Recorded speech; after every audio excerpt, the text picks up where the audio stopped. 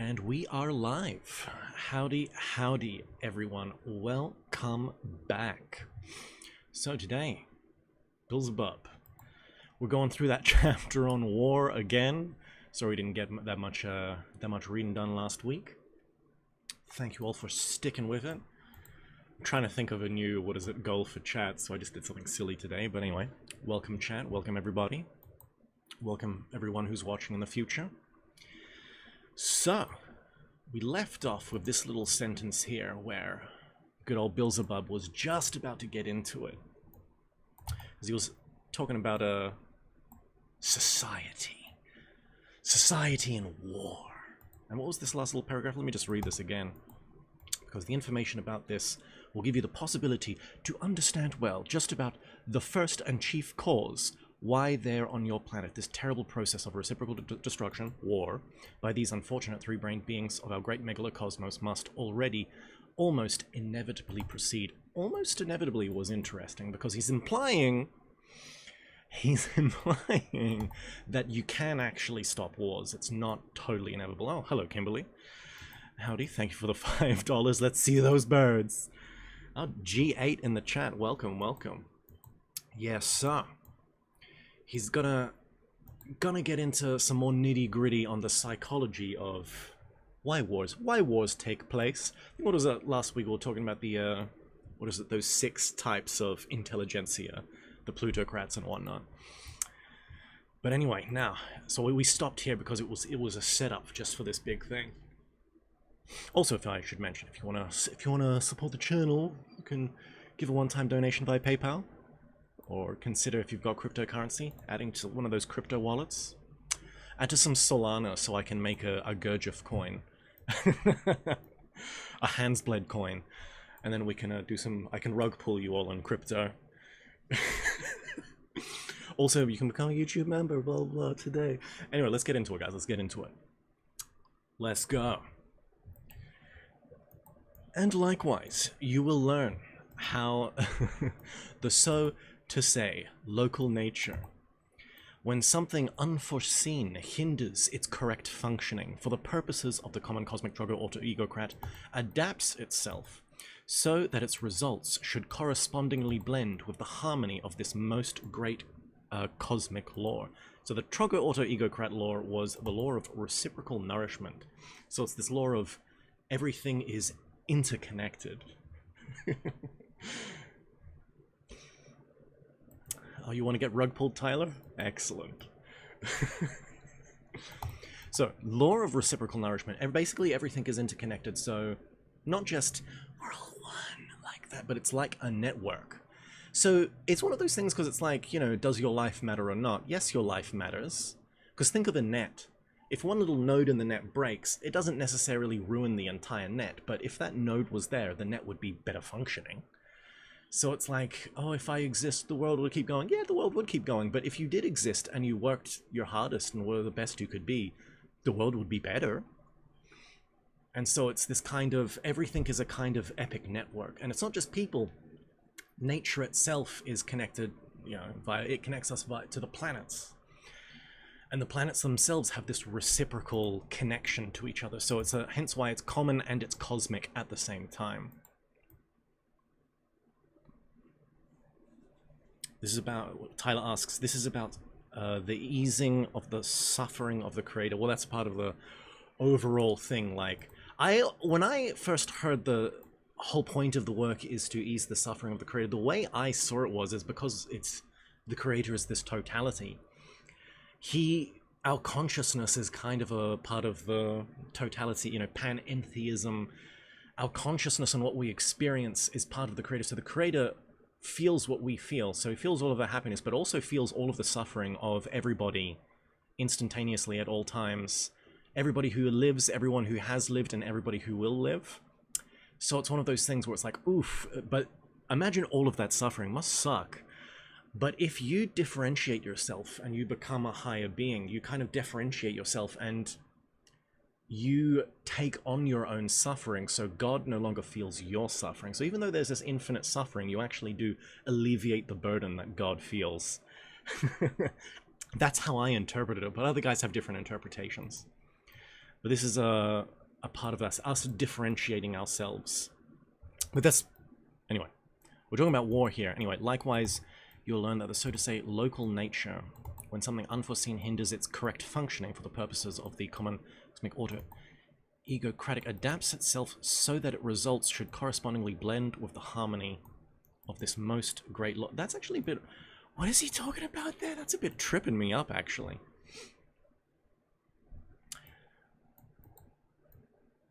Because it's like the local... So when someone does something in their local nature... Oh, okay. When someone... Okay, let's keep going and maybe it'll put context to this little paragraph. Because it sounds like when something hinders the Trogo Auto Egocrat, something in nature in its will also, localized, will adapt itself so that harmony then retakes place. So it's when something unforeseen hinders it. Very interesting. Yeah, I think that's what he's saying there. So all the rays are interconnected, all planetary rays are interconnected, which interconnect with nature. We're all interconnected, and there's a reciprocal feeding, but if there's a build-up, like a dam blocks it for some reason or another.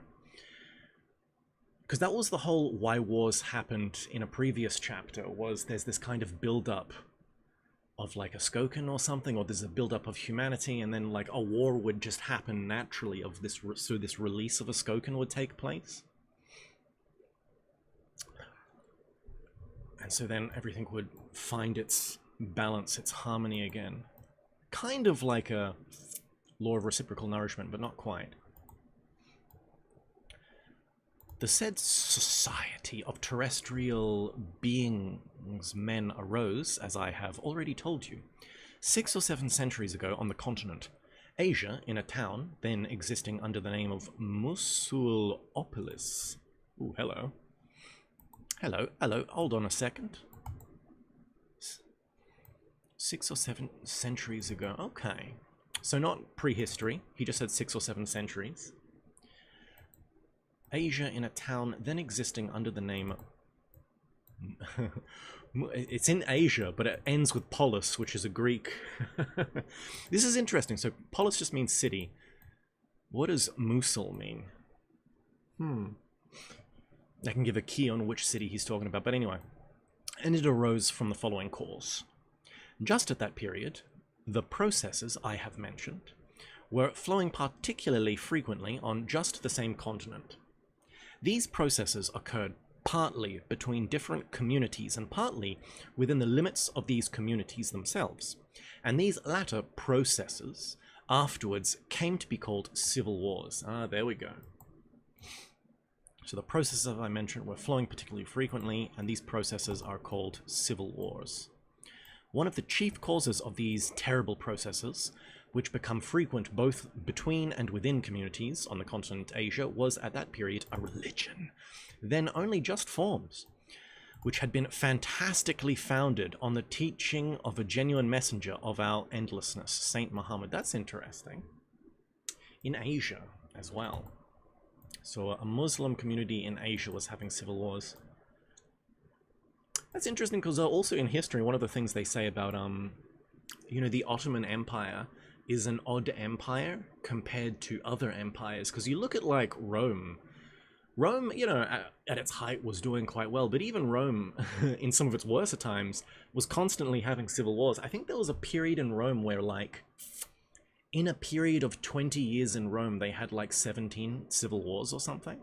And the whole thing is why the Ottoman Empire was a weird empire is the Ottoman Empire went, at one point, it went for 500 years without having a civil war. And that's like unprecedented in empires throughout history. Usually an empire will just like last until the top guy dies and then there'll be a war. A civil war will immediately break out, you know, Alexander, you know, things like that.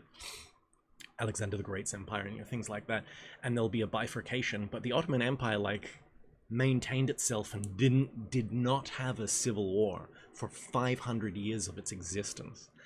And so, but anyway, that's just an interesting history tidbit. But here, Gurdjieff is not talking about the Ottoman Empire. He's just talking about a Muslim faction in Asia. Okay, let's see. And it's interesting. Gurdjieff actually seemed to have a somewhat high regard for Islam, at least Sufism. He himself, he didn't.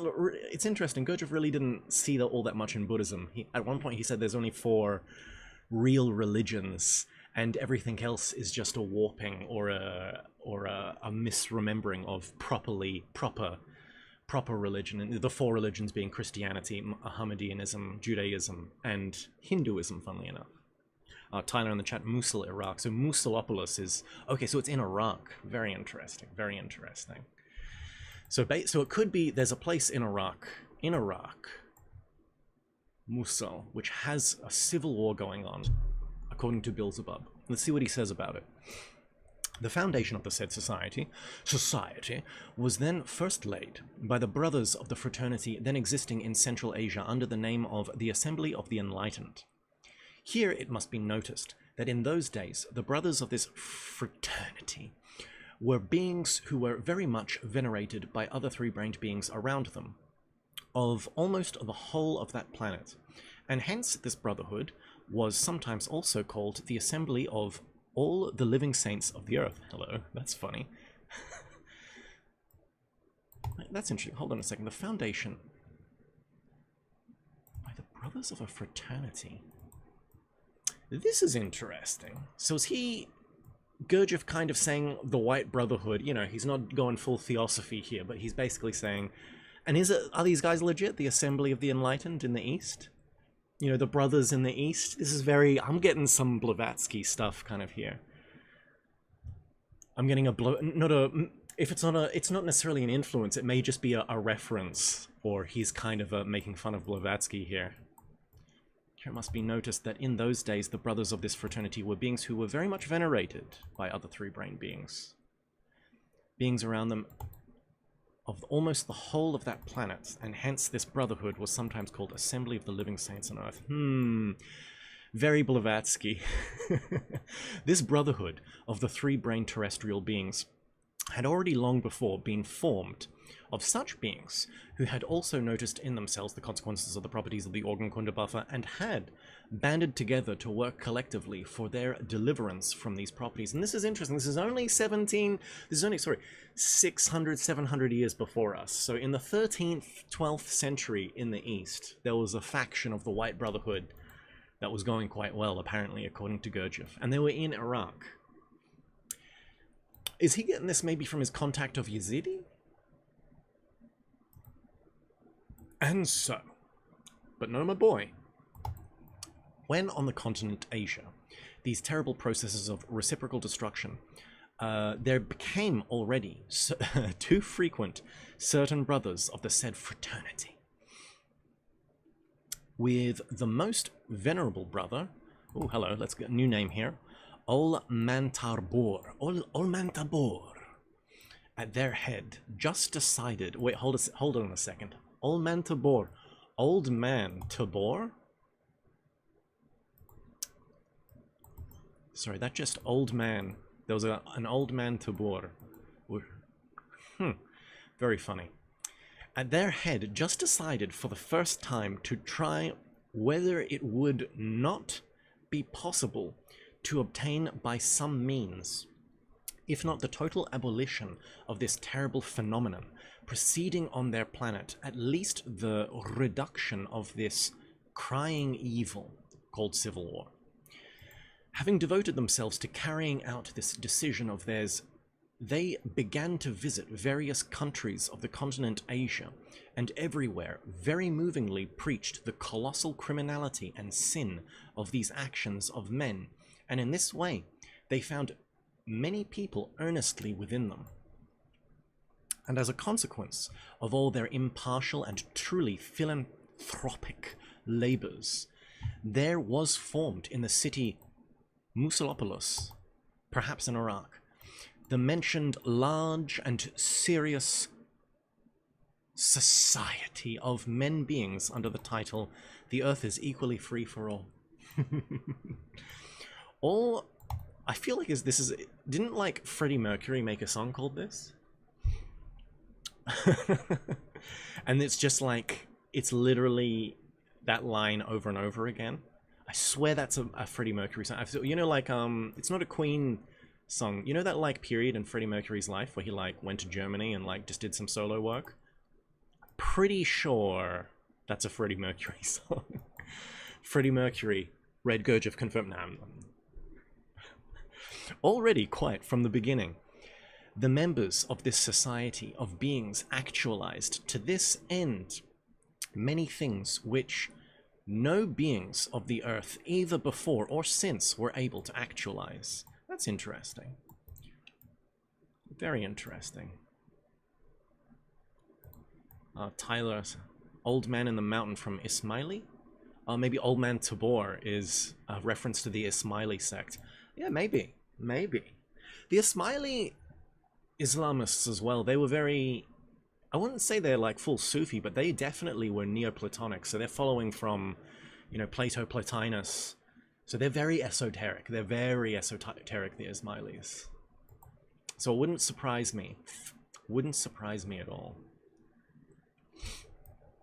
And they were able to do this only because the program itself from the very beginning was very well drawn up in respect to actualizability in the conditions existing there.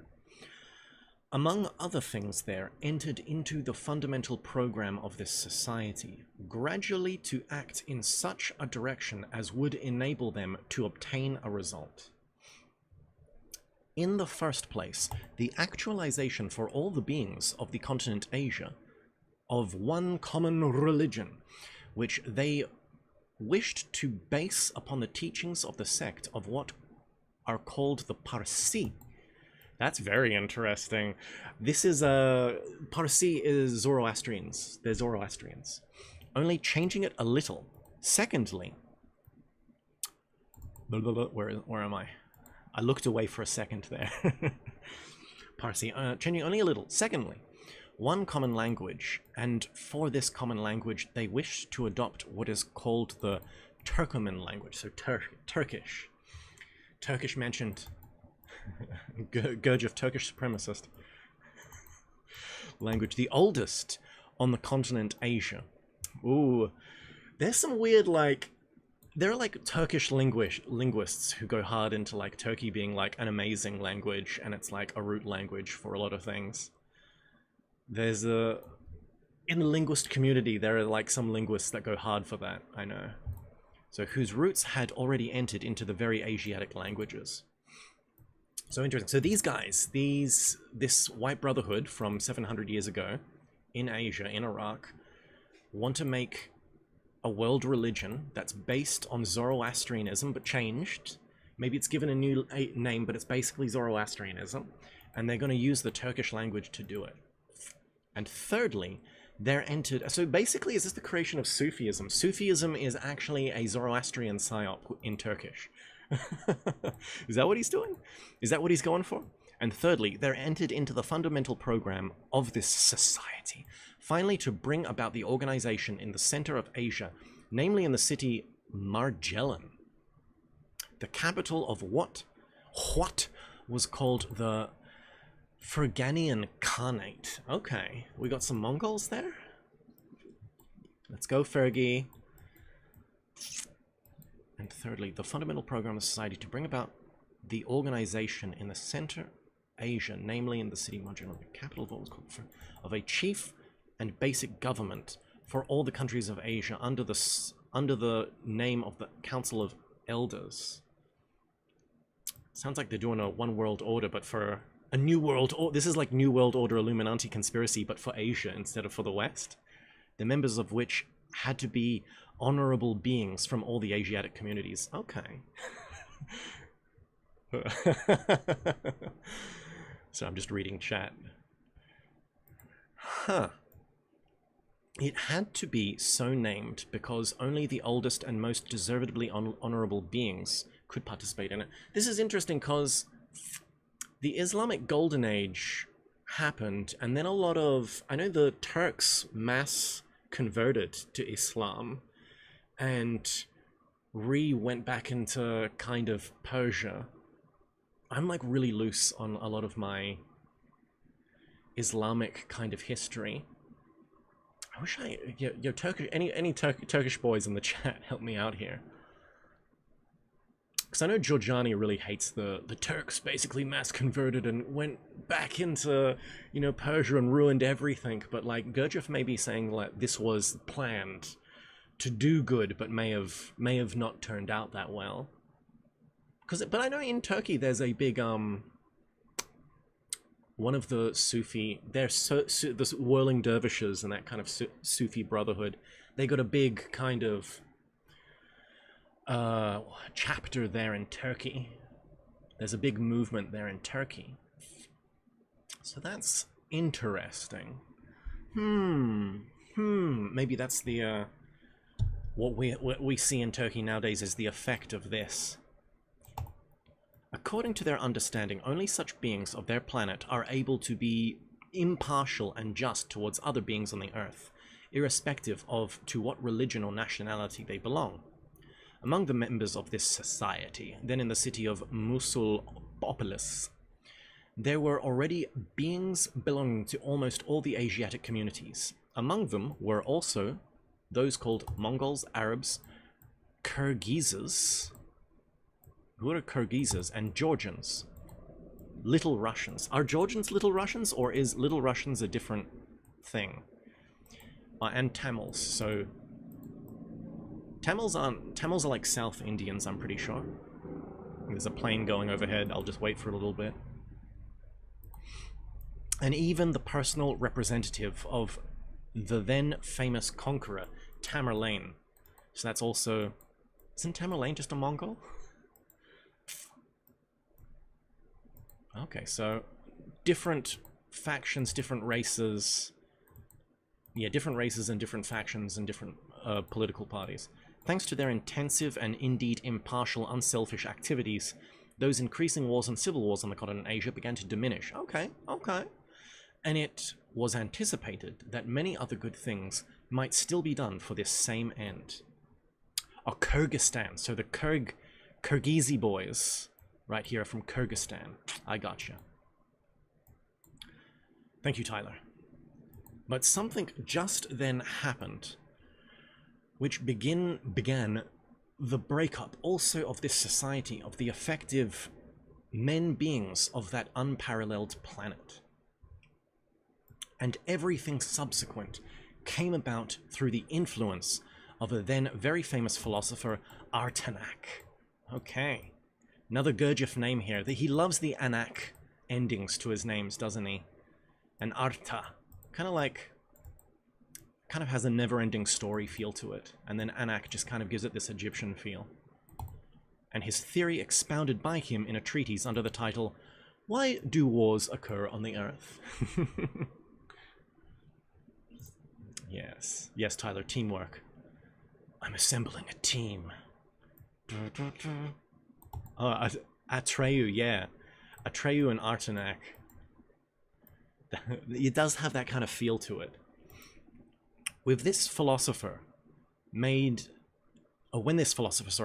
his appearance among the members of this society, so he was like the Nick Fury of the Let's End Wars Forever society. All their notions were confounded. So this is like ancient Muslim Avengers, basically. I know very well the history of this same philosopher, Artanak, also because during my studies of ever the same consequences of the creations of the most saintly Ashiata Shayamash. Okay, hold on a second. Also because of my studies of the... So I know very well the history of this same philosopher, Artanak, because so this is Beelzebub talking, not Artanak talking. Because my studies are the same consequence of the creations of the most saintly Ashiata Shayamash. So there's a link between Ashiata Shayamash and Artanak. Okay, it became necessary for me to learn in detail about his activities also. And of course also about himself. Okay, so maybe there's not. He's just name-dropping Ashiata Shayamash. This philosopher Artanak was born in the same city, Musulopolis, in a family of those whom are called Kurds. So, Ziz was a Kurd. Artanak was a Kurd. Artanak is Ziz. Ziz is a reincarnation of Artanak. He, on attaining responsible age, we're all going to make it, guys, became, for the planet Earth, a very great learned being. But did he attain objective being reason? In the very beginning, this same Kurd, Artenak, perseveringly studied during many Earth years every possible question, which it seemed to him might give him an answer to the question, what in general is the sense of man's existence? Meaning of life, baby. And during his study of these questions, it seems that by some means there fell into his hands a very ancient but well-preserved, what is called Sumerian manuscript. Ooh.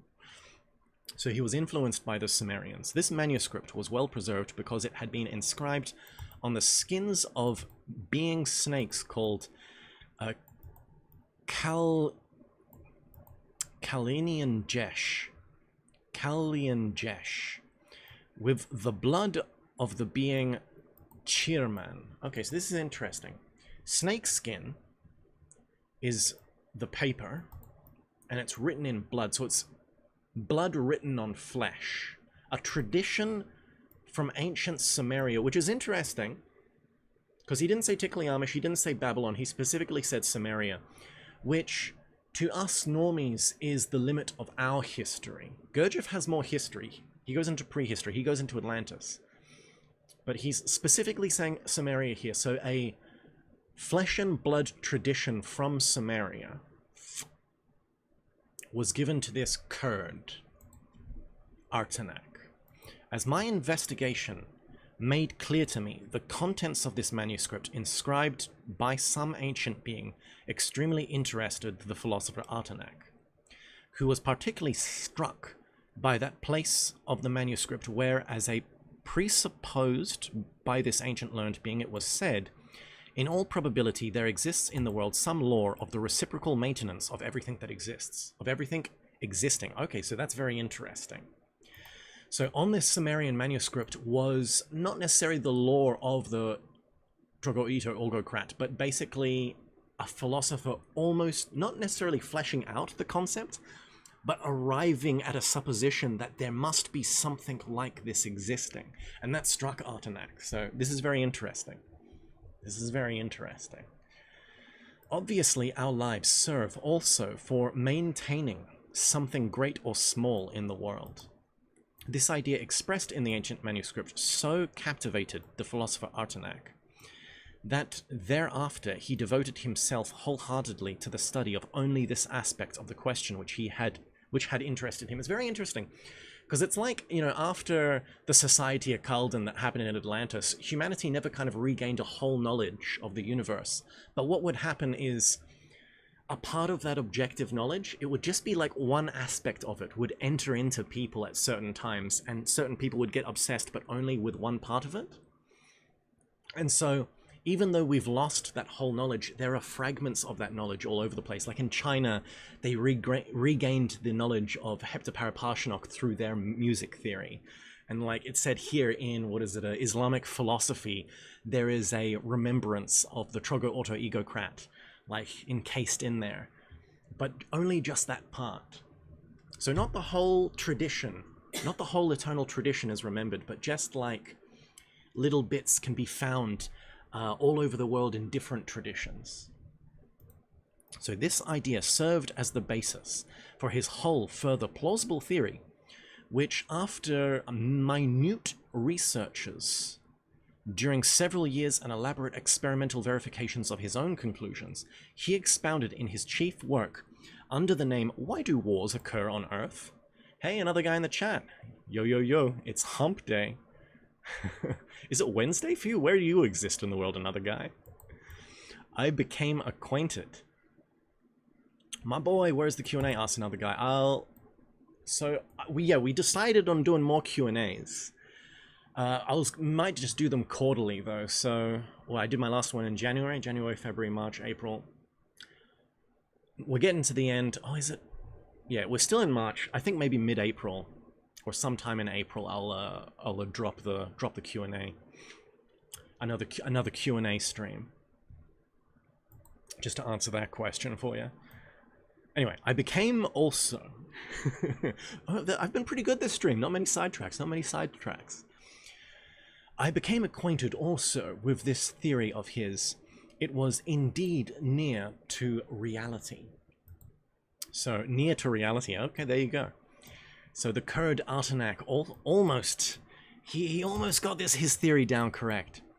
All the suppositions of this Kurd Artenak were very similar to the great fundamental cosmic law, Chogo Auto Egocrat, existing in our universe, which law I explained to you in more or less detail when I was speaking about the holy planet Purgatory. In this theory of the philosopher Artenak, it was very definitely proved that there exists in the world, without any doubt, a law of the reciprocal maintenance of everything that exists. And that for this reciprocal maintenance, certain chemical substances also serve, with the help of which the process of the spiritualization of beings, that is to say life, is carried out. Very interesting. And these chemical substances serve for the maintenance of all that exists only after the given life ceases, that is, when a being dies. With the help of very many elucidatory logical confrontations, it was also fully proved in the theory of Artenak that at certain periods there must infallibly proceed on the earth such a definite quantity of deaths as in their totality will yield vibrations of a definite degree of power. So he's getting to that point of, oh, wars happen and it releases vibrations.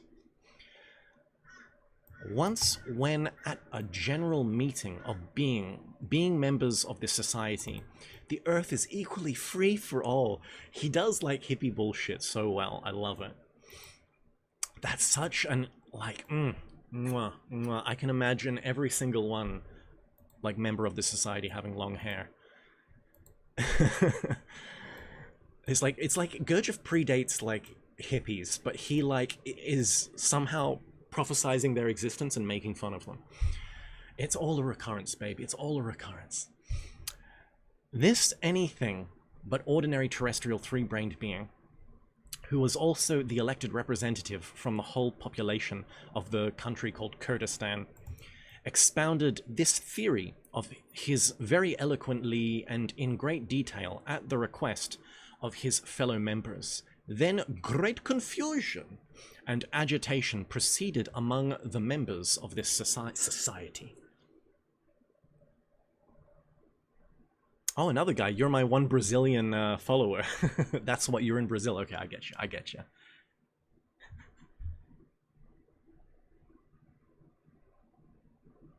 Yeah. Yes. Yes, another guy. It'll be every 3 months. It'll be every 3 months. I'll do kind of 3-4 months. Yeah, 3-ish months. I'll do quarterly Q&As. I know monthly just seems even a little bit excessive.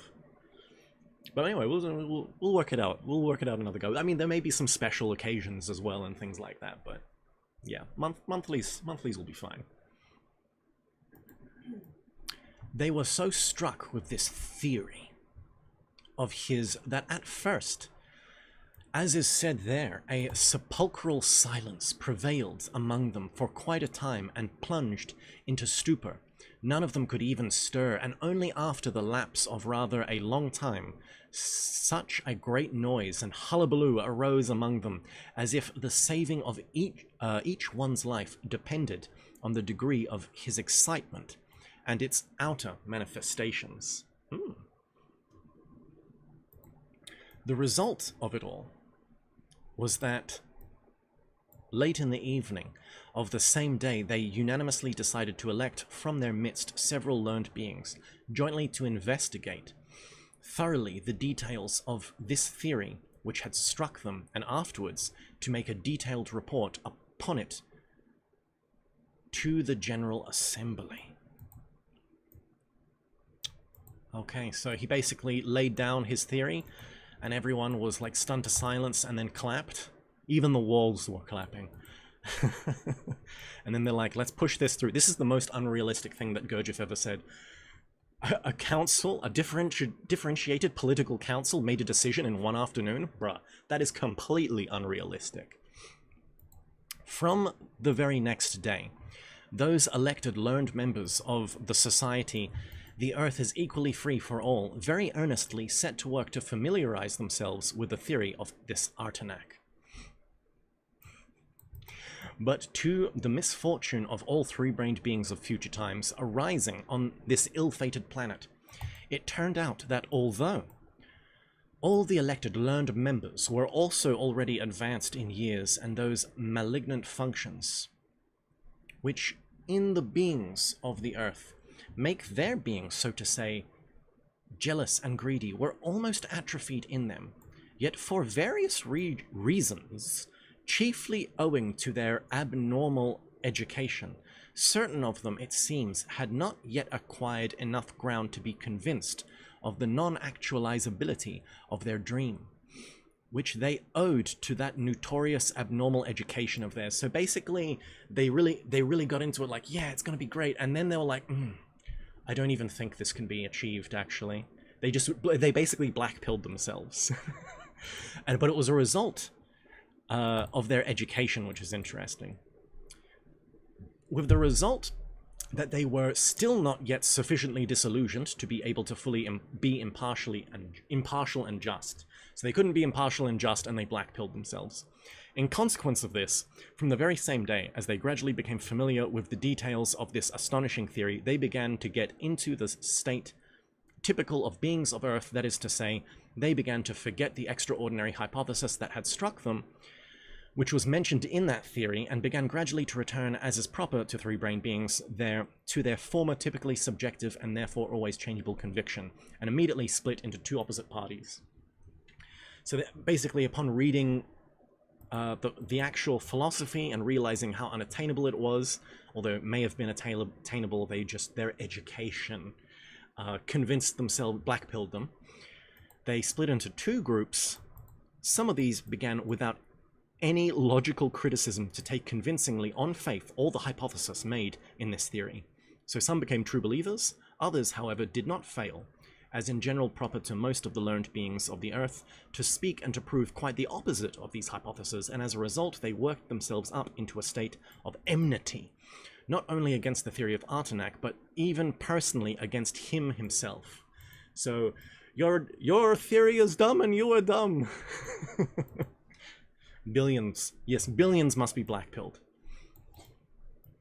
In short, my boy, instead of these learned members who were elected for the detailed study of the theory of Artenac, helping the other members of their society to get out of their confusion and agitation and to unify their disputes among themselves, they brought still more bewilderment into their notions, and gradually, in the common presence of each separate member of this earnest society, data began to arise automatically for two totally opposite convictions. Okay, so this is the party splitting. What are the convictions of the parties? The first of these convictions was that everything takes place precisely according to the theory of the philosopher Artenac. Okay, so these are the true believers. That is to say that there must necessarily proceed wars and civil wars on the Earth quite independently of the personal consciousness of men. And the second conviction was that which all the members of the society had previously had, namely that if they succeeded in carrying out the program which their society had set itself, this evil also, which proceeded on their planet, might be destroyed root and branch, and everything might proceed in a desirable way. So there was two groups. One of them was basically wars are inevitable, and the other one was like, if my political party gains power, we'll fix everything. Those were the two factions. Hey, Outtuition in chat. What up, everyone? You just got here? You loved my bookshelf tour? Thank you very much. Thank you very much. Hope y'all enjoyed. Now I just need to get to read my... Well, we can read my bookshelf together through all these live streams. It was from that time that discussions, quarrels, and disturbances arose among all the members of that society. And in this case, also the same began to proceed, as I already mentioned, and as had, in general, long before become customary there to quarrels. Those quarrels, sorry, and disturbances of theirs gradually spread among the ordinary beings there, in this case to the citizens of the city Musolopolis, and where the cause of the inflaming of their abnormal were the cause of the inflaming of their abnormal psyche. Indeed. And I do not know how all this would have ended if the Brothers of the Society, the Assembly of the Enlightened, had not also just then arrived there and had not taken a hand in this affair. Well, hello, I do not know. Okay, oh, so the Assembly of the Enlightened, the White Brotherhood also got involved, so this council wouldn't destroy everything. I'm just gonna, so I'm just reading chat. Another guy says, well, on the bookshelf tour, let me sidetrack you right now. Since you recommended the comprehensive guide to Taoist Nigong, what are your thoughts on it? Did you practice it at some point or nah? So, when you say yeah, Damo is amazing. Damo is great. And Damo and his crew are really good and are actually doing good in the world of Eastern, basically, internal practices. Did you know there's a conspiracy in the Qigong community that there are practices that are coming out of China that don't work deliberately because they don't want Westerners to succeed at Qigong? But so it's like, kind of like, there's all these weird things, and it's like, because you think being reliable, you'd want to go to the East and get teachings, but it actually seems like Western teachers that have gone to China, you know, in years bygone and have actually trained themselves up and kind of learnt certain things are actually better. But Damo is one of those guys. He is super honest. He's super honest about himself and where he is. He doesn't claim to be a master. He does claim to have some skill. So he has some skill. He's at an intermediate level. His teaching is very good. I've been following him for a couple of years now, and he's solid. That Taoist Nigong book is solid. It's fantastic, actually. I think it's a very pertinent, very good to read. And I think as meditation goes, and as self-taught meditation goes, I think it's a very good stepping stone. Like, when you first learn meditation, I think you should kind of meditate with your eyes open and have when you say object of meditation, a literal object. But as you get better and better, you should move inwards. You should close your eyes and you should kind of focus on things within your body. But then this becomes hard. It's like, you know, withdrawal from the senses. All of these internal perceptions can, you know, associate to things. And the imagination that arises and the kind of self-hypnosis, the self-amnesia that arises, and the distractions that happen, it's kind of different. Meditating with your eyes closed and eyes open is very different.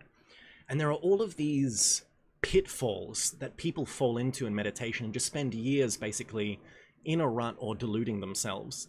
And Damo, his style of specifically working with energies, so closing your eyes and working with the energies in the body, I think overcomes that. I think that's a very good stepping stone. And that book's actually, if you're into meditation, it's one of those things you think you want to be good at meditation, read a book on meditation. It's like, nah, man, get that Taoist comprehensive guide book and read it. And there's kind of keys in there to digest, actually, I think would help you go deeper in meditation. But yeah, that cultivation, that energetic cultivation, I think is important. Because I think he's right. I think you can't do internal alchemy without a proper energetic foundation. And two, I think a lot of the imaginative exercises are also just completely moot. Imagination, you know, you want to go deep within yourself. If you just imagine, it's not imagination, you're just fantasizing. You're creating an intellectual structure on top of yourself, and you're just playing in this fantastical structure. You're not actually breaching the level of the skin and going into yourself. So it's like, and I see in the Taoist tradition, I see this reflection in the Western tradition. It's just in the Western tradition, they don't know why they do the practices. Like in the Western tradition, in Martinist schools, one of the first practices you get is put your awareness in your hand, your left hand, and you just sit and you kind of meditate on it. But it's like, you're not thinking of your hand in your mind. You're putting your awareness into your hand. What does that mean? What do you feel when you just put your awareness into your hand? You know, you feel the air around your hand. You feel the skin. And it's like your attention is going into it and you're starting to receive impressions, but through the organ of your hand, as if it was kind of like an eye or something. That's actually kind of misleading, but... And as you kind of go deeper into it, it's like you don't just feel the air, you kind of feel your skin itself. And as your attention is laid there, you kind of go into it, and you can kind of feel under your skin, you can kind of feel your blood flow, your heartbeat in your hand. It's like, how deep can you go? Can you get to the marrow and things like that? If you can get to the marrow, you can get to the ether, is basically what I'm alluding to. And that's why I don't kind of rate chakras anymore. Because in the end, like, how deep can you get? It takes years and years to get really deep into the body. And it's like, there's no guarantee that you'll get to, you know, the bones. But it's like the marrow, which is the ether. And chakras are actually something even beyond that. They're even more subtle than that. And it's like, so what's reached to us nowadays as chakras is really, you know, there's something to be said about it, but it's actually something of a psychic nature that's very, very refined. And you're not doing the foundation first. It's like you need to go into the body. You want your consciousness to expand outwards? Well, expand it by going into your body, feeling all of these kind of things inside you, extending your consciousness into your body. It's very, very, I'm going on a massive rant here. It's very, very important. So I rate him very highly. If I had the money, which I would totally like check out his online college, maybe go through some of those courses. Our Tuition says, I don't always comment, but I do actually catch most of your live streams of this. I usually multitask, but lately I'm slowing down to stop and smell the roses and let it sink in more, you know? Oh, thank you, Our Tuition. Coco asks, have I watched Serial Experiments Lane? No, I haven't. Everything I know about it, I know about through memes. That's all love, Lane. Habane Renmei as well. No, I haven't watched that either. I got more from tuning into outward senses in order to gain stillness of my own being, almost as if I'm drawing the outward inside.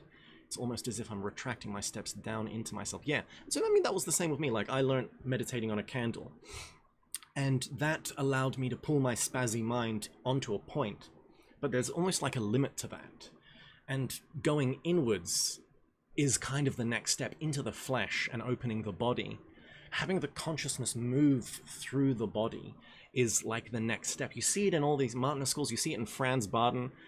That's the next step. Have you done Dano's internal art spheres? No, I haven't. When I felt the tangible changes in your body, I was sold on internal, yeah. And so I think that's solid. I think it's that's kind of what a lot of the stuff you, even in Gurdjieff's The Work, it's like, what he gives of self-observation and self-remembering is to kind of stabilize your consciousness, but then you kind of go in. You got to work with the hydrogens within yourself as the next step.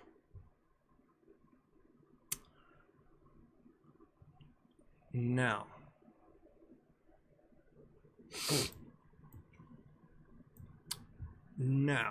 let's get back into it from that massive side tangent.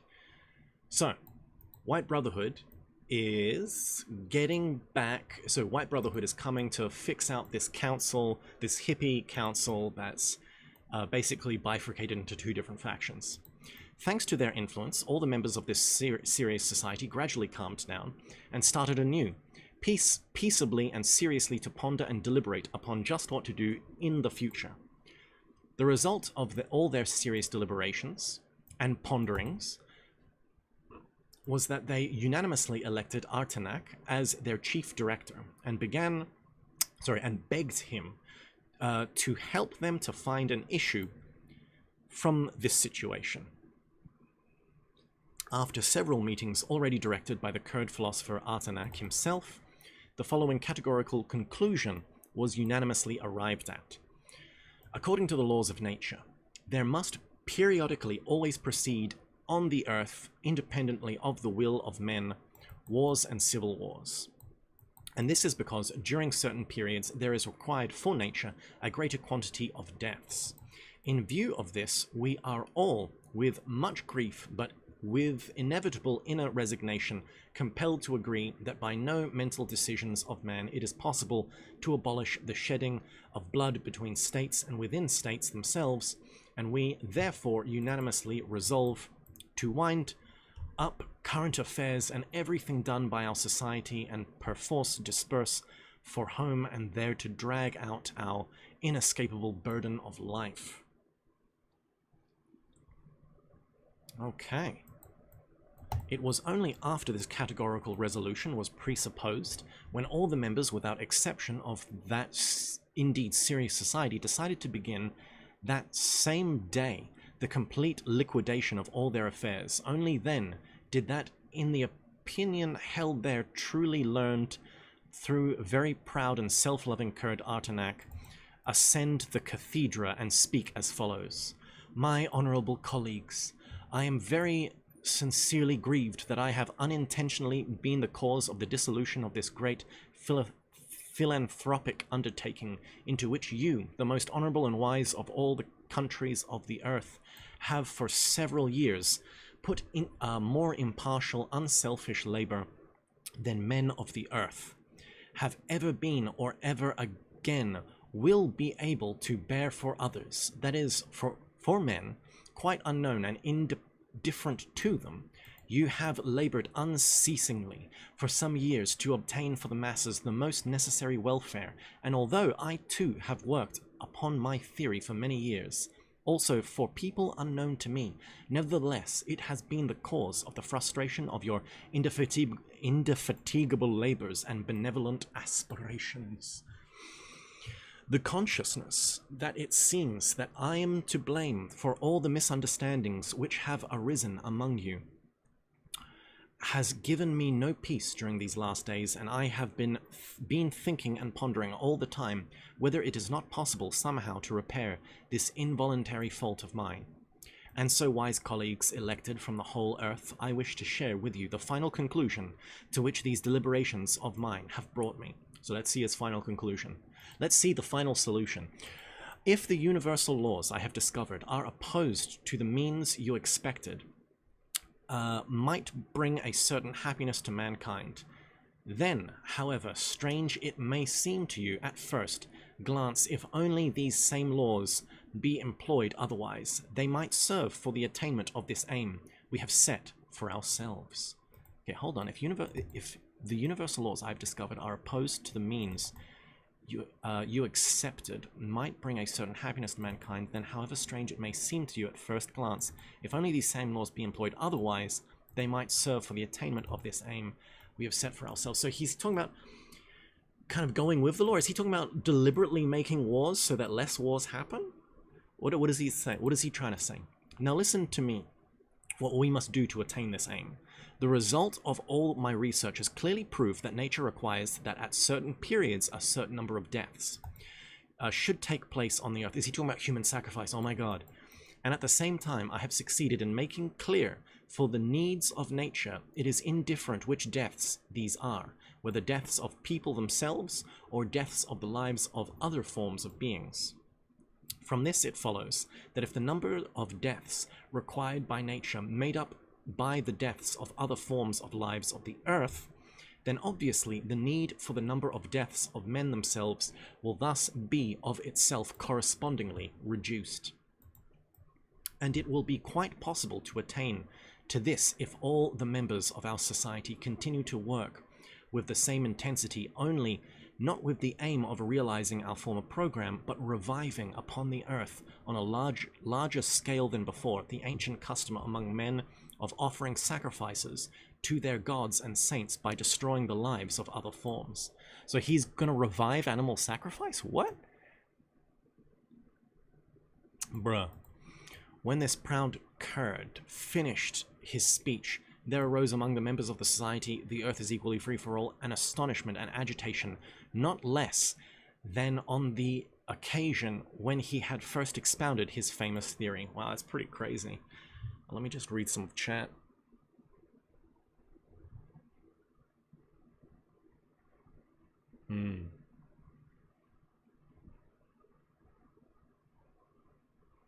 So talking about Taoism. So that's the thing that's interesting about Damo, it's not necessarily Taoism, it's Nigong, which he teaches. So it's kind of like, you know, you can study yoga and not, you know, convert to Hinduism. He's not actually that big on religion. He's, you know, a cynical Brit in the end.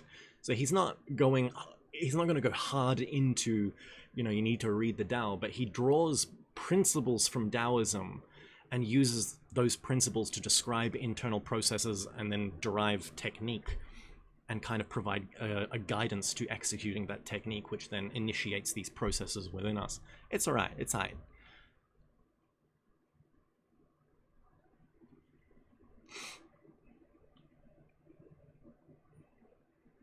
Outtuition says, to me, the body has always felt like the limiting factor. I've been a martial artist since I was 12 and really got to understand my limits physically. I have a hard time seeing how the body is the way. So the whole kind of concept is you have a body, you may as well use it. It's not that you use the body and force it. It's that the body becomes a vessel for forces. And that's what this preparing is. That's why you go into it and you change it. It's not that the body does something, it's that you're changing the body. So you can change the body externally by lifting weights, or you can go internally and the energies moving through the body pull and stretch and build certain things, and eventually things can be externally expressed. This is where, you know, powers and faculties and Tai Chi people can do kind of weird things. External powers get expressed via the internal changes.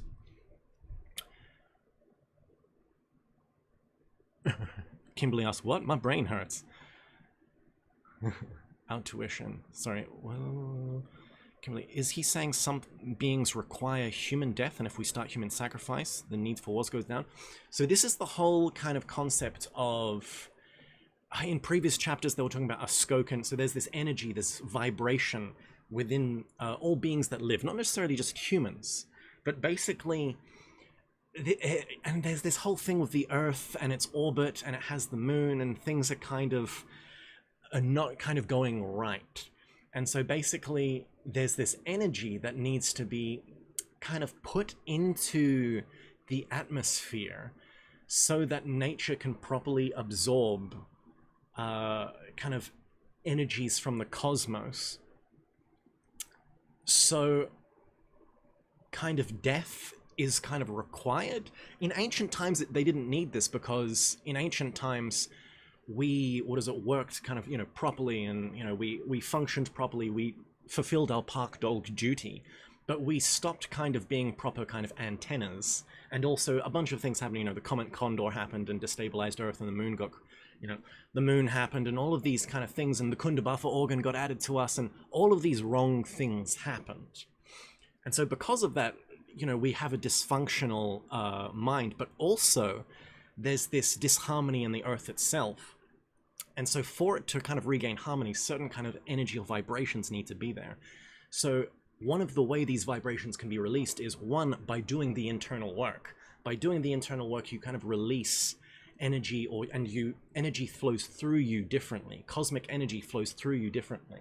It's kind of like, you know, if you're egoic, energy hits you and it just kind of gets stuck. Whereas if you're kind of a being that's worked on yourself, you're more like a kind of a sieve. The sieve gets cleared and energy flows through you properly, and you become this kind of the Trogo auto-egocratic process flows properly. The law of reciprocal nourishment. But because we're not like that, this thing needs to happen where every now and then energy just needs to be released. And so it's almost like nature forces wars to happen. And then the war release, you know, all of the mass death releases this energy, and nature kind of gets balanced again. And so in olden times, there was lots of human sacrifice, but then people came along and like stopped human sacrifice, and now these wars happen. And then this guy's basically found out this principle again. And he's like, oh, this is how we stop wars. Bring back it's all about death. Death has to happen, but it doesn't matter who dies, so let's go back to animal sacrifice, and that will decrease the wars. So it's this tangential solution which is arrived by understanding the way the cosmic mechanics are interconnected. Yeah, it's a weird concept. It's a weird concept. Our tuition, is this bordering on the philosophy laid down by the Georgia Guidestones? No, I don't think so. Maybe, maybe. So if we collected like billions of mice and timed it right and dropped them all into a volcano or something, they would suffice for this process hypothetically? Possibly hypothetical, but mice might be just too small. I mean, they are three-brained beings, but it's like, as animals go, humans par excellence have the most Skokin. But then other animals should have a reasonable amount of Skokin, you know. Elephants and all that, but more common ones would be like, you know, goats and cows and things like that. Billions of mice must suffer.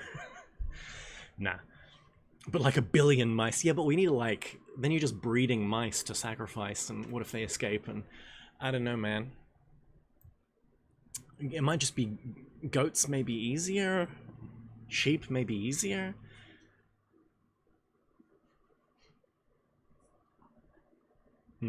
It's the, you know, it's the type of animal. I honestly just think mice are too small. They just don't have enough Skokin. Yeah. Yeah.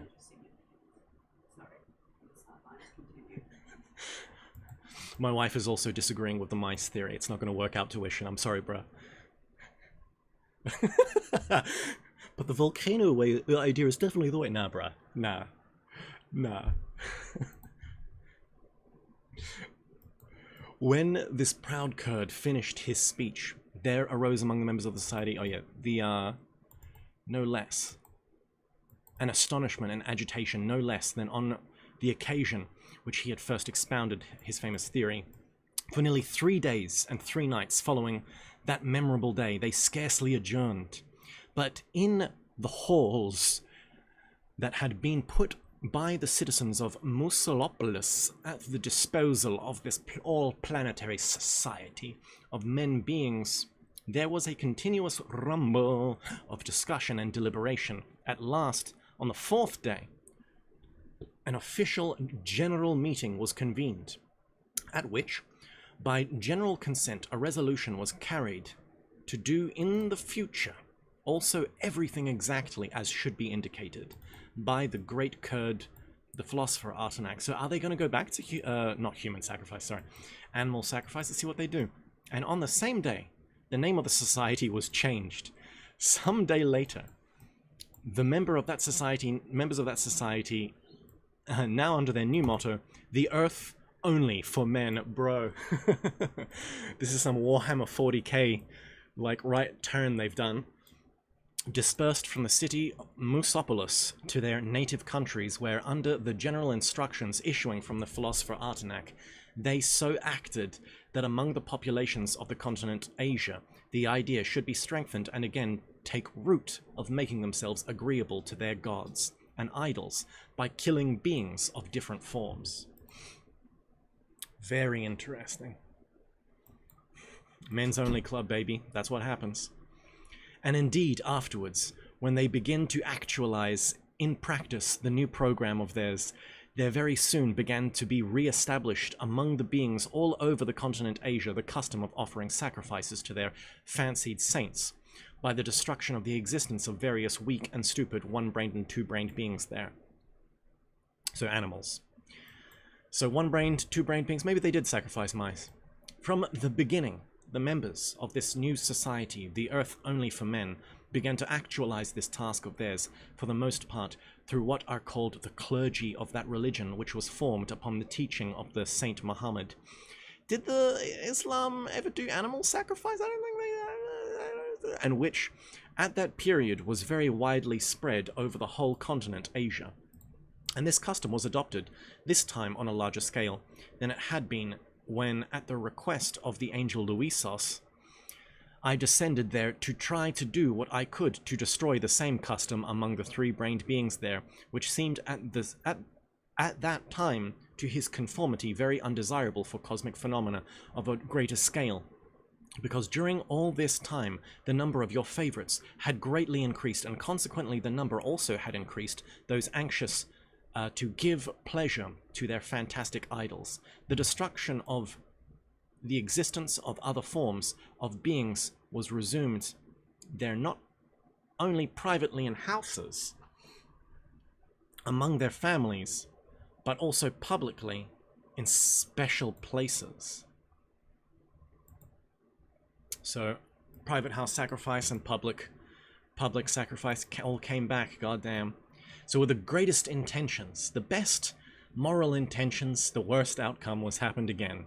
But this time, these special places were chiefly associated, in a certain respect, with the memory of Saint Muhammad, or with those around him. The number of these slaughterers increased there by year to year to such an extent that already only some 100 or so of their years after the time of the arising of the Society of the Earth Only for Men, the number had amounted during one of their years in one single place alone to 100,000 of such beings as they had sacrificed in previous times, namely oxen, sheep, camels, and so on. During the last 2 centuries, such special honored favorite places were the cities Mecca and Medina in Arabia. Did Mecca do... I don't know, man, about this animal sacrifice in Mecca. More blood for the blood god, exactly. In the city of Meshed, in the locality called Baghdad, the environs of Yenikishlak in Turkestan and several others, in a word, there on the continent Asia, blood again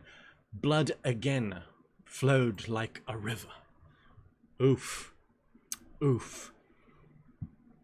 These sacrificial offerings were most frequent during the Mohammedan feasts called Baram and Gurban, and likewise during the Christian feasts existing there under the name of Shrovetide, St. George's Day, and so on. In this way, my boy! Afterward, when, thanks to the strenuous efforts of the members of the Society, the Earth Only for Men, there had again been implanted in 3-brained beings there such an abnormality, then these terrible processes of theirs began indeed to proceed there less often and on a smaller scale. And through this, the sporadic, relatively great, what is called morality, was diminished. Yet the general morality of the 3-brained beings was not only reduced by this, but even increased, since owing to the continued progressive deterioration of their being existence, and in consequence owing to the deterioration of the quality of the radiated vibrations of their presences. Yeah, exactly. So he's saying here, the deterioration of their psyche, therefore there's also a consequence of the deterioration of the quality of vibrations of their presences. So the vibrations they release aren't even that good. And this is just now making it worse. Their existence required by them by nature, the length of their existence, on the one hand, was still further diminished, and on the other hand, their what is called birth rate was increased.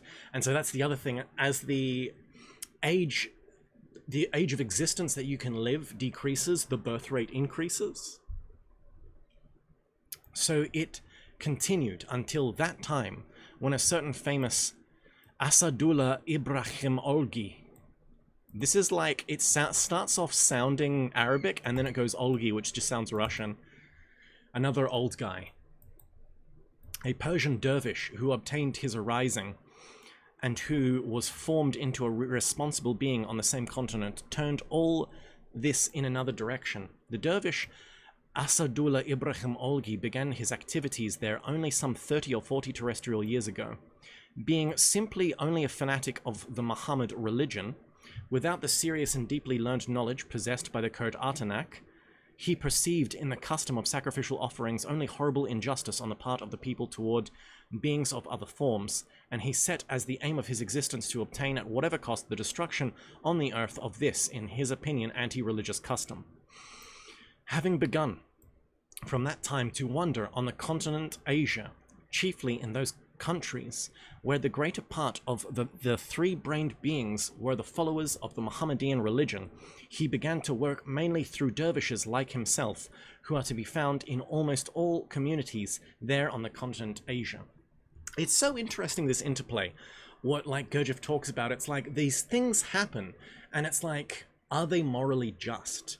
Well, it's like, on one level, this guy's being sees the animal suffering, and he's like, no, this is not just. But on another level, there were all of these civil wars, and so to solve them, Artenak is like, this is the just thing that must be done. We must begin animal sacrifice, and it's almost like Artenak, it's not that he had a high level of being, but he had a high level order of understanding.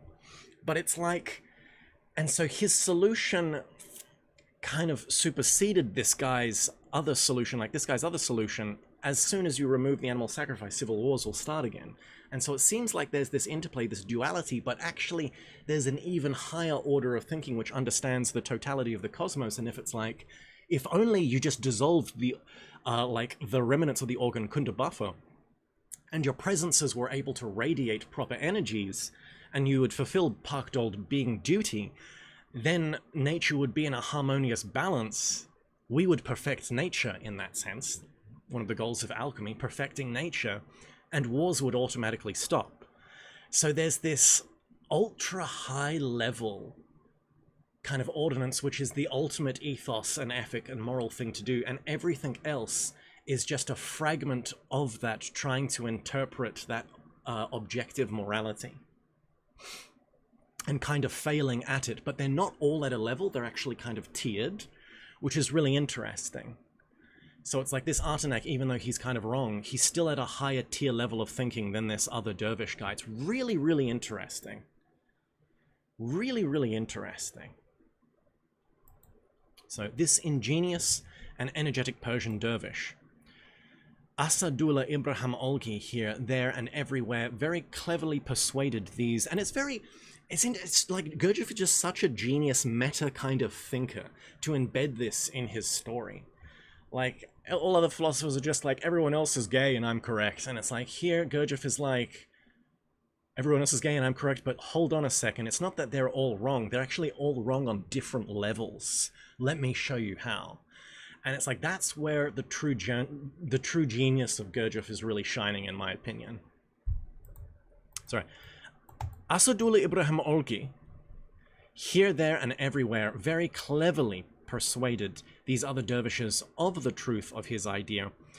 And these, in their turn, now everywhere persuaded the ordinary beings of the continent Asia that the destruction of the existence of beings of other forms is not only not pleasing to God, but that the destroyers would even be obliged to bear in another world, in hell, a double punishment for one of their own, what are called sins, and one for the sin of the beings destroyed by them, and so on. That's very interesting. Yeah. God damn. And so it's not like, you know, it's not that this guy's right and this guy's wrong. It's not that there's one political party right and wrong. They're all wrong on different levels. And one may be more correct because they're coming from a higher order of thinking, but they're still not, they haven't reached objective being reason. They still don't got it. Yes, our tuition. Everyone is gay. I'm probably gay. You're gay too. And that's why we're all here. And so, no, so yeah, Tyler asks, do you assume the sins of someone you've killed? No, that's just one of the things that these dervishes said to people to get them to stop animal sacrifice. So it's not true, but it's something that sounds true and sexy and like, oh my God, no, I should stop killing. And that's it's a psyop basically to get people to do good in inverted commas. And thanks to preachings of this kind about the other world, by dervishes considered great authorities on such questions, the beings of Asia, as did indeed year by year diminish their sacrificial offerings. Vegan daddy psyop, sorry, that just made me laugh. In short, the result of all the activity of this good Persian dervish was precisely the latest great process of reciprocal destruction, or as your favorites call it, the Great World War. Okay, and so there we go. So the World War I was started not because of, what was it, a Serbian kid just getting real angry and shooting an Austrian prince. World War I was started because a vegan dervish wanted people to stop sacrificing animals. Fact. And so, my boy... What time is it? Oh, we still got some time to go. Let's keep going. How many pages left in this chapter? Where was it? This is 1275. Still going, still going, still going, still going. Okay, we got a long way. Jesus Christ. Jesus Christ. Ooh.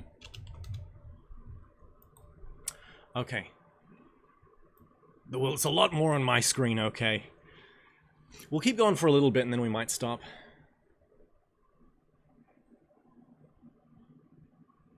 Oh, that's interesting. Outtuition.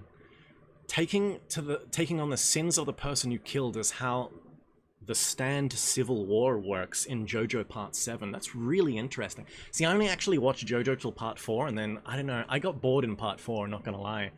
But I watched it before, what's-his-face appears, David Bowie. So I'm not like... I should probably rewatch... I should probably try and finish JoJo. Get back into it. I heard Stoned Ocean was really good. Was Stone Ocean? Is that Part 6? And, you know, I haven't watched Part 5 either. So are they coming out? Is Part 7 coming out? I thought a lot of people like Part 4 is great. Whoa. I don't know. I thought Part 2 was really fun. You know, before they had stands and it was just like freaking Johnny just being an absolute Chad. And then you got like the Nazis, which that was so weird, bro. Okay, yeah, everyone says Part 7 is objectively the best part. But yeah. I heard Stoned Ocean was good, though. Sorry, we're getting, like, really sidetracked with Joseph references. Kimberly K says, I knew vegans were evil. I'm pretty sure in, like, a previous chapter, Gurdjieff said something really interesting about, like, how people go vegetarian actually does have an effect spiritually on you, but you have to be in a group of vegetarians. You have to do it amongst other vegetarians, because if you eat only vegetarian, you emit different, and you emit and absorb different vibrations, and if you are in a group of meat eaters, it actually has a negative effect, and the spiritual attributes you get from being vegetarian are actually warped when you're around people who meat eat, and you just become a really cranky person. And I was like, that's hilarious. That's why, you know, vegans are all assholes. It's like, you just got to go to a vegan commune if you want to be vegan, and that's fine. But it's like, it's just not a good thing to, you know, try to be vegan and, like, go about and be an angry vegan. It actually decays your being reason. But anyway, where were we up to? We're talking about the World War. Hold on, we're talking about Steel Ball Run here. Have you ever heard the rapper Billy Woods? Just read the John Shirley Gurdjieff book, and now every song I can hear the Gurdjieffisms. Maybe I'm just schizo. That's really interesting. That's very interesting, self-dribbling basketball. No, I haven't. I'll have to check that up. Rapper Billy Woods. Rapper? Okay, hold on a second. Hold on a second. Billy Woods. And what's the John Shirley, what's the John Shirley Gurdjieff book? So I don't know who Billy Woods is. So I just saw Billy Woods, John Shirley Gurdjieff. Do I just write Gurdjieff?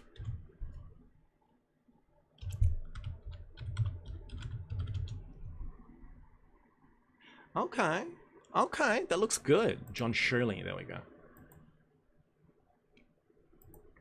Good reads. An introduction to his life and ideas. Okay. So you're saying a rapper from America read this book and now just, like, raps Gurdjieffisms in his, like, songs?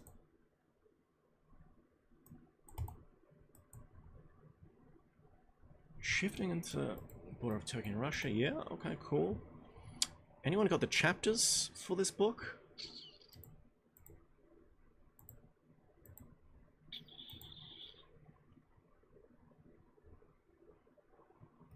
Okay, there's the site. Biblioteca. 300 pages. Ebook. Oh, we got some people. Good reviews. Dramatic and literate introduction. Okay. Oh, it looks like John Shirley's done a bunch of stuff. Oh, very interesting. Very interesting. So, but rap, you're saying, what was the rapper? Billy Woods. What are some songs? What's the most esoteric Billy Woods songs, bro? Western education. Wait, what's the song title? Western education is forbidden. That's pretty funny. Wait, is that? Okay, so is he part of a band called Haram or Terror Management? What's going on?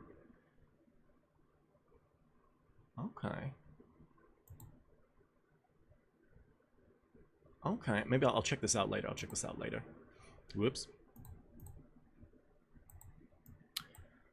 I'll check this out later. Ah, N-Tang, hello, connected souls. Where are we at? So happy I can tune in after finding you from Billy Danaher readings. Bill Danaher readings? Who's Bill Danaher? I'm gonna have to type another name in. Bro is channeling Gurja through his sick bars. Yeah. In Maroon's the first verse references ants on the moon. Oh!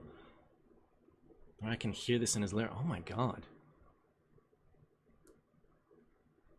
Yeah, William Donahue. Yeah, sorry, Entang. We were just talking about war and dervishes, but then I just started reading chat and self-dribbling basketball just tripped me out. Okay, is that a song? Magpies pick runes from my tomb?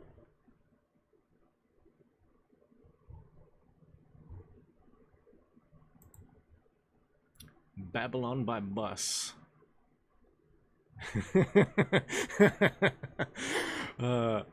Black Sun Sunlight. Seems pretty cool. I'll check it out. I'll check it out. Who's William Donahue? Who's William Donahue?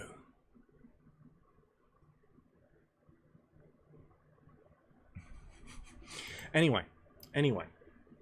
We're getting to the end here anyway. Brilliant studying on the state of the church and biblical teachings and the massive trap misconceptions derived from the church. As quick as I can say. Okay. I'll check that out after I'll check it out after the stream.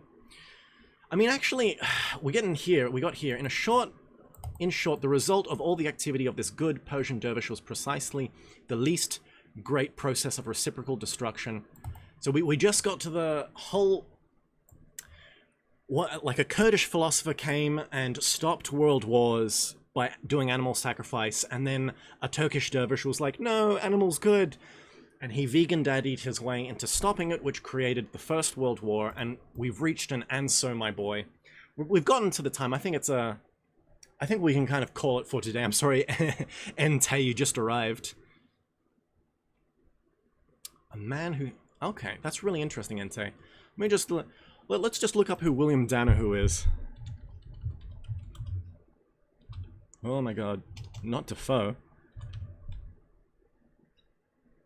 Oh, Donna. How do I spell? Oh, thank you, Tyler, for the $20. This one's for Carl, star of the Bookshelf Show. Thanks again. Okay. Has he done many books? I don't know, man. I've got so much reading to do. I don't know if I can add another one. Damn. Okay. Very interesting. He looks interesting, though. Not gonna lie. Not gonna lie. But yeah. Anyway, thank you guys. Thank you guys for staying in tune today. We've made our way. We made our way downtown. We walked past some really interesting ideas this this time. But yeah, we'll catch up again next week. I'll check out that guy Entei, and I'll check out Billy Woods as well. Thank you for that self-dribbling basketball.